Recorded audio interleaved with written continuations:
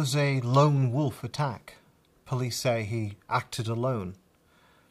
On 22nd of March, a man named Khalid Massoud, born Adrian Ajao, in Kent, engaged in a suicide attack in Westminster.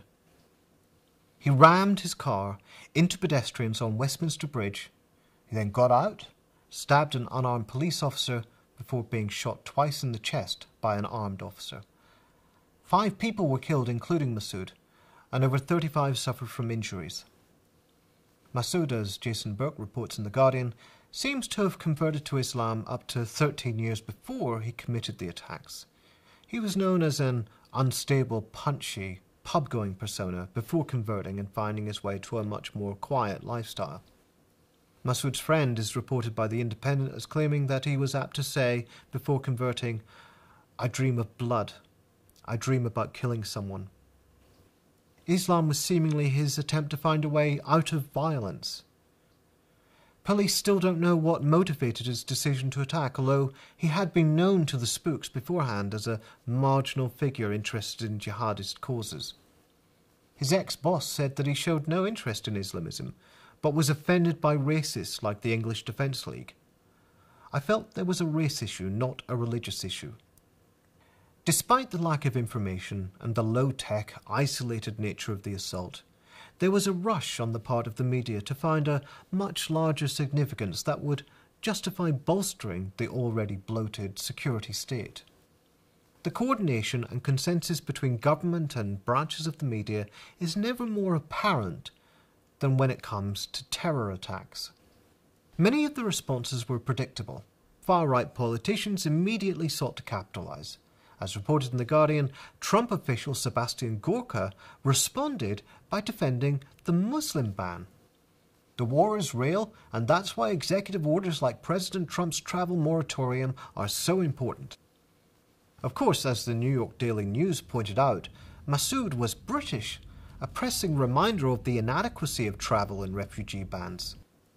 Katie Hopkins, a polished provocateur now writing for the Daily Mail, blamed multiculturalism and liberal treachery, or in her own words, those who think it is more important to tiptoe around the culture of those who choose to join us rather than defend our own culture.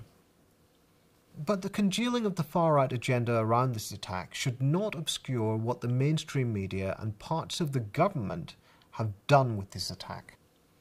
In the immediate aftermath, the race was on to find out the identity of the perpetrator, and race was inevitably at the forefront.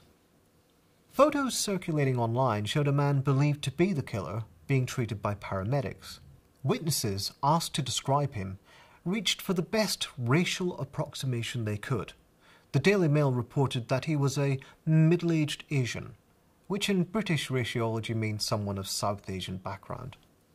But it was Channel 4 News' senior Home Affairs correspondent, Simon Israel, who broke the news that the attacker was a well-known jihadist, Abu Izzadeen, a Briton of Jamaican background born Trevor Brooks. It turned out that Simon Israel and Channel 4 News hadn't even fact-checked, as they would have immediately discovered that Izzadeen is in jail and could not possibly have carried out the attacks. Within hours, Channel 4 was forced to make a humiliating apology. Prior to Channel 4's false disclosure, many social media rumours were circulating which identified Izzadeen as the perpetrator. Could it be that Channel 4 simply believed its source because it confirmed what the rumour mill was already saying and fit with a narrative they already believed? The point of establishing a racial classification for the attacker was that, in the absence of real information, it could act as a shorthand. It would tell us what genre of attack it was. If it was a Muslim, it could be linked to a clash of civilizations narrative and the security state would benefit. Having finally established that the attacker was indeed a Muslim, the news media was well placed to shift into demands for security crackdowns. There had been a claim of responsibility by ISIS, but no one took this seriously. And still, no motive for the attack was established. But on the 24th of March, a series of headlines blared that Massoud used WhatsApp minutes before attack. This led to frantic speculation. Was Westminster terrorist guided by a mastermind? Asked the Daily Mail, as though this low-tech, half-random attack showed any sign of being masterminded by anyone. There is no evidence at all that his WhatsApp communication had anything to do with it. Masood is still believed by police to have acted alone. Investigators, the Mail further lamented, will not be able to access the messages without breaking into his phone, as WhatsApp is an end-to-end encryption messaging service.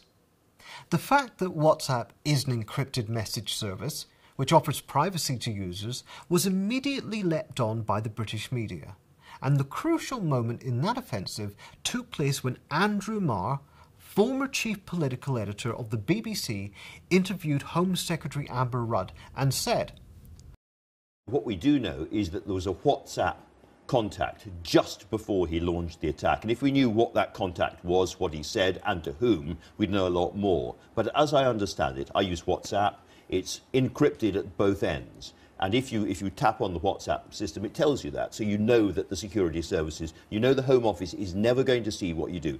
Can I put it to you that that situation is now completely unacceptable?" Sure enough, Rudd agreed, and soon it was being reported widely that the Home Secretary believed it was completely unacceptable for WhatsApp to be encrypted.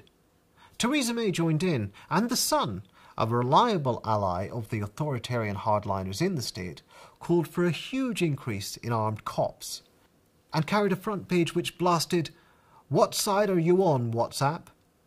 implying that the messaging service was on the side of the terrorists. But where did Andrew Marr get this idea from in the first place? Well, he might have got it from Theresa May, who, when she was Home Secretary, threatened to ban WhatsApp if it didn't let the spooks have access to encrypted communications. This was part of a package of proposed legislation dubbed the Snoopers' Charter, drafted by the shifty former MI6 man Charles Farr, a notorious security hardliner whose experience in fighting terror began when he was funneling opium profits to Afghan jihadis in the 1980s. Now, as Shami Chakrabarti of the campaigning group Liberty was quoted in The Independent at the time, this threat to WhatsApp was probably a traditional Home Office dance, first to ask for the most outrageous, even impractical powers, so that the smallest so-called concessions seem more reasonable. The sabre-rattling against WhatsApp was raised and then dropped so that the Snoopers' Charter could be passed in its substance, as indeed it was. May's renewed belligerence, as Alistair Sloan writes for Al Jazeera, is about siding with hardliners in the security community, not to mention long-term allies, and part of her notoriously cliquey inner circle. The demand doesn't even make sense. As Stephen Bush wrote for the New Statesman, Masood was known to the security services but considered to be low risk. Even if the government had had the ability to gain entry to his WhatsApp, they wouldn't have used it. Then there's the fact that end-to-end encryption doesn't just protect criminals and terrorists, it protects users from criminals and terrorists. The media, starting with the state broadcaster, the BBC, and its former chief political editor, Andrew Marr, helped the government to revive one of the most outrageous, draconian aspects of a previous offensive against privacy. Now, there was a minority of pundits and officials who felt obliged to resist all of this. Major General Jonathan Shaw, formerly in charge of the government's strategy for cybersecurity, went on BBC Radio 4 to accuse the government of trying to use this moment to nudge the debate more in their line. The Conservative columnist Simon Jenkins, writing for The Guardian, argued that while police and intelligence had an interest in panic, this gave terror one of its immediate objectives. He added, "Only if the media respond in a certain way can the terrorists achieve whatever spurious ends they may have." Even right-wing commentators such as The Sun's Jane Moore disdained the hype about the attack, blaming Masood's supposed untreated psychosis, echoing the conservative Andrew Neil's declaration that Masood was a Poundland terrorist. In essence, the critique was nothing to get too excited about, just some nutter. But this is better than shrieking that cataclysm has been let loose and demanding armed cops on every street corner, but it still doesn't change how we view such events. The underlying myth of much of the coverage is the trope of radicalization. This is the idea that mere exposure to hate preachers is enough to convert some Muslims to violent jihadism. This explains the new policy loaded in the sun of segregated prisons for radical Islamists to keep them away from other prisoners. Jihadi jail. But what we know about Masood is, first of all, that prison failed. He had been in and out of jail for petty offences, and all it seemed to do was compound his violent propensities. And there is no evidence that he was radicalised in jail. He may have converted to Islam while in prison in a last-ditch attempt to solve his problems. But if he radicalised, that came later. What very little of the coverage seriously asks about: what is it about life outside jail that makes some people miserable and violent? What use was criminalising this man, as the state does to so many racially oppressed men? And what good was securitarian crackdown, immigrant baiting, an endless war, when the British state is busy making its own homegrown terrorists?